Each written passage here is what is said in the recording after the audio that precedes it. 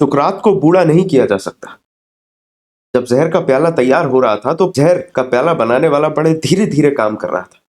वो चाह रहा था कि सुकरात कुछ देर और सांस ले ले, कुछ देर और उसका दिल धड़क जाए, कुछ देर वो बाग बगीचे महसूस कर ले, हवाओं को, दुनिया को, सूरज की रोशनी को महसूस कर ले।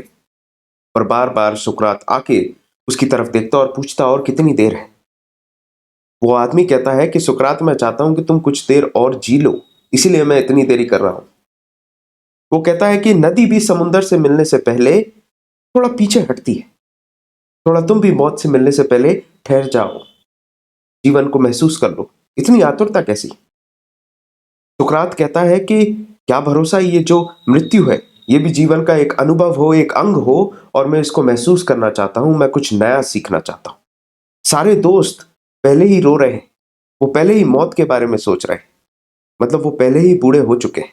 हमारे भारत में बूढ़े होने के ऊपर या बूढ़े होने के रास्ते में कहूं तो बहुत सारे बताए गए। आपको अगर बूढ़ा होना है तो आप जीवन के बारे में सोचना छोड़ दें, मृत्यु के बारे में सोचें। आपको अगर बूढ़ा होना है तो बाग में जाना छोड़ दें, फूलों को गिनना छोड़ दें, और अगर किसी फूल को देखे तो ये सोचे कि आज ये खिला है, कल ये मुरझा जाएगा। जब बागों में अगर गलती से जाए तो कांटों को गिने और कहें, जब मां के पेट में थे तब भी दुख था, जब पैदा हुए तब भी दुख है, जीवन भर दुख है, और जब मर रहे हैं तब भी दुख है। ये ऐसा तरीका है जिससे आप जल्दी से जल्दी बूढ़े हो जाएंगे। जिस दिन आप अपने आप को सीखने से दूर कर देंगे, सीखना बंद कर देंगे, उस दिन आप बूढ़े हो जाएंगे। इससे एक किस्सा याद आता है मुझे। एक जहाज पर, काफी सालों पहले की बात है, एक जहाज पर एक भारतीय और एक जर्मन सफर कर रहे थे। जर्मन की उम्र उसकी चेहरे की झुर्रियां बता रही थी, उसकी झुर्रियों में अनुभव था, उसकी आंखों में बहुत सी यादें थी। उसकी उम्र होगी यूं 90 के आसपास।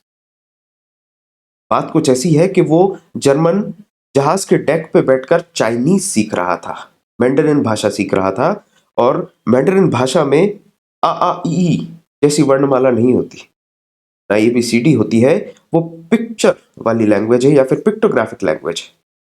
अब इसका मायना ये है कि अगर आपको सीखना है उस भाषा को, तो सामान्य भाषा को सीखने में लगभग 5 से 10 हजार पिक्चर्स की जरूरत होती है, और अगर अच्छे से सीखना हो तो लगभग लाख पिक्चर्स की जरूरत है। मोटे मोटे तौर पे देखें तो समय चाहिए 10 से 15 साल। ये जो भारतीय है ये देखता है उस जर्मन की तरफ और ये सोचता है कि अगर ये इस भाषा को सीख रहा है जिसमें 10 से 15 साल लगेंगे, तो क्या ये सीख पाएगा? और फिर यूटिलिटी पॉइंट ऑफ व्यू से देखें कि अगर ये सीख भी लेता है तो उपयोग करने के लिए भी कम से कम 10 से 15 साल और होने चाहिए। तब तो उस चीज का अर्थ है, आप कोई चीज खरीदते हैं तो उसको उपयोग भी तो करते हैं। उसी तरीके से आपने अगर चीनी सीख ली, तब आपको चीनी का उपयोग भी तो करना है। भारतीय के मन में काफी जिज्ञासा और सवाल थे। वो जर्मन के पास जाता है और बोलता है कि तुम क्या कर रहे हो? आज देखा जाए तो तुम मौत के बहुत करीब खड़े हो और उसके बाद तुम नई चीजें सीख रहे हो। तुम्हारी उम्र क्या है? तो जर्मन बोला कि मैं सीखने में इतना व्यस्त था कि मैंने उम्र गिनी नहीं, उम्र का हिसाब रखना मैंने छोड़ दिया। फिर जर्मन पे एक और सवाल आता है भारतीय की तरफ से कि तुम्हें नहीं लगता तुम इसको अधूरा छोड़ के ही मर जाओगे? तो जर्मन बोला कि मैं अभी सीखने पे ध्यान दे रहा हूं, मेरा मौत पर ध्यान नहीं है। बचपन से लेके आज तक मौत उतनी ही दूर खड़ी है मुझसे जितनी जब मैं पैदा हुआ था तब खड़ी थी, उतनी ही दूर आज भी है। और ये मेरा 90 साल का अनुभव कह रहा है कि जब 90 साल से नहीं आई तो अभी भी नहीं आएगी। और उसी के साथ जर्मन का एक सवाल होता है, आप बताइए आप कितनी उम्र के हैं? और वो कहता है मैं 30 साल का हूं। सवाल सिर्फ इतना है कि आपके जीवन में मायने क्या रखता है, और वो इस चीज पे निर्भर करता है कि आप अपने जीवन को कैसा स्वरूप देना चाहते हैं। आप मौत के बारे में सोचें, आप कांटों के बारे में सोचें। कांटे की एक खासियत है, कांटा कभी खिलता नहीं है और कभी मुरझाता नहीं है, कभी सूखता नहीं है। कांटे का स्वरूप जैसा है वैसा ही रहता है, वो जब भी देगा चुभन देगा। तो क्या फूल का कोई अस्तित्व नहीं?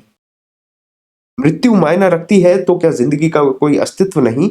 और अगर जिंदगी का अस्तित्व है तो हम जिंदगी के बारे में सोचते क्यों नहीं? क्यों हमारे लिए जिंदगी एक वेटिंग रूम जैसी होती है जिसमें हम छिलके फेंकते हैं, यहां वहां पान के छींटे या पान की पीके थूकते हैं। हम ये सोचते हैं कि बस थोड़ी देर हम यहां रुके हैं, हमारी रेलगाड़ी आएगी, हम बैठ जाएंगे। जीवन से ज्यादा हमें मोक्ष प्यारा होता है। तो ऐसा क्यों होता है? और यही चीज हमें बूढ़ा बना देती, क्योंकि हमारे मायने मौत की तरफ ज्यादा होते हैं। हम कभी ये नहीं कहेंगे कि 2 दिनों के बीच में एक रात है। हमारा हमेशा मायना ये रहता है कि 2 रातों के बीच में एक छोटा सा दिन है। हम रोशनी को भी देखते हैं तो रोशनी को देखने की कोशिश की जाती है शून्य करके, और अंधेरे को हम बहुत बड़ा बना देते हैं। बूढ़ा होने का सबसे अच्छा तरीका है आप मृत्यु के बारे में सोचें, जीवन के बारे में नहीं। बाग बगीचों में जाना छोड़ दें, मरघट में जाएं और ध्यान लगाएं। फूलों को गिनना छोड़ दें, हमेशा कांटों पे ध्यान दें कि एक फूल के नीचे 1000 कांटे उगते हैं। और अपने आप में ये सोचें कि जब पैदा हुआ तो दुख, अभी भी दुख है, और जब मरूंगा तब भी दुख होगा। आप झट से बूढ़े हो जाएंगे। और अगर आपको बूढ़ा नहीं होना है सुकरात की तरह, तो पल पल अनुभव लेते रहें। जीवन की पाठशाला में जब तक आप बच्चे बन के सीखते रहेंगे, तब तक आप मरेंगे नहीं। क्योंकि मरता वही है जो सीखना छोड़ देता है, सीखना भूल जाता है, सीखना बंद कर देता है।